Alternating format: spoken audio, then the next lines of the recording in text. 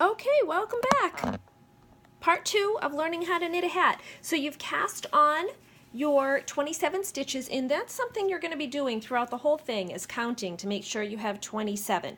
Sometimes you end up with one more, sometimes you end up with one less.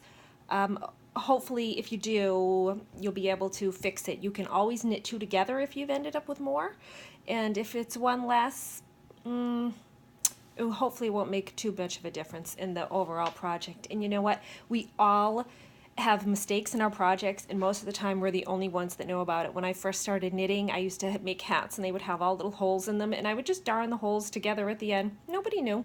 Or I would make them for my kids, and I would have them go to the store and pick out a patch, you know, like they wanted a fairy patch or lightning bolt patch, and I would just sew it right on there, cover it up. Anyway, so you cast it on, and that can be the hardest part because actually the knitting is easier than the cast on.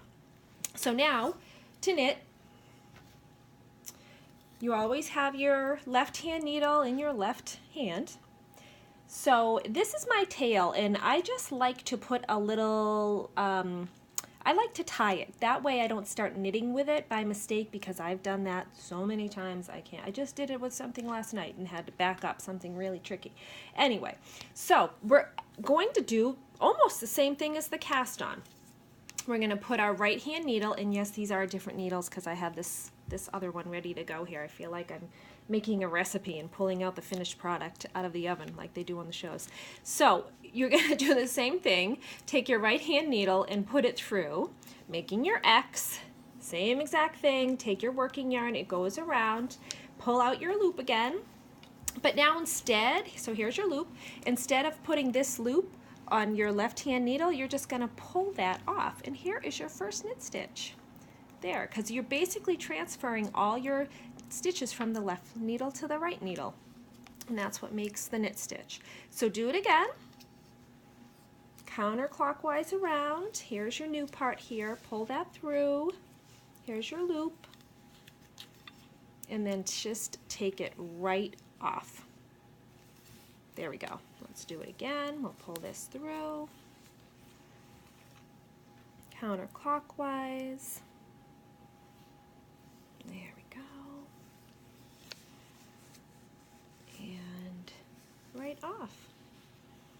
So I'll just let you watch me here while I do a few more, and you will get the hang of it.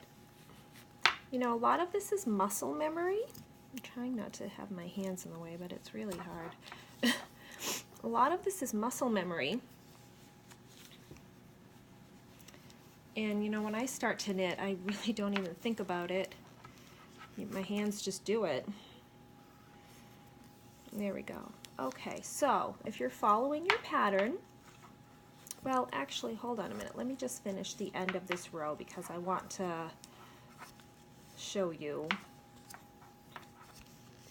what to do when you finish the row, because that can be a little confusing. So I'm just going to go ahead and just do this a little bit of a quicker way here.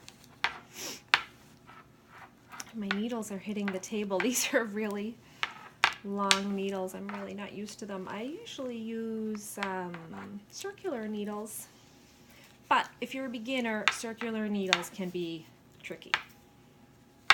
So I recommend for beginners to use straight needles.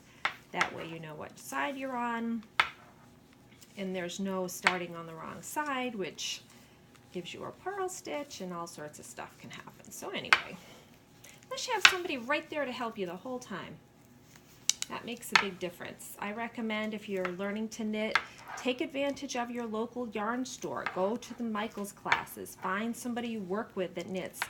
So many knitters love to share their knowledge, and in fact, that's really how I learned, because I had somebody that would help me, and her name was Julie, and I would bring stuff to her at the library and say, is this right, or what does this mean? And she would help me. Okay, so here's my last stitch. So now everything's on the right. So all you do is take this, switch it around, and put it in your left. Now, just be careful when you start knitting this. It can be a little tricky to see where to go into the first stitch here. So I always tell people just straighten everything out, get yourself situated, make sure everything's facing down, and take a good look at your first loop here. You want to see your front and into the back, and that way you know right where to go, which is right here. There we go. We'll put that back on. Okay, and you're going to do that. So that is, you're going to go back and forth, back and forth.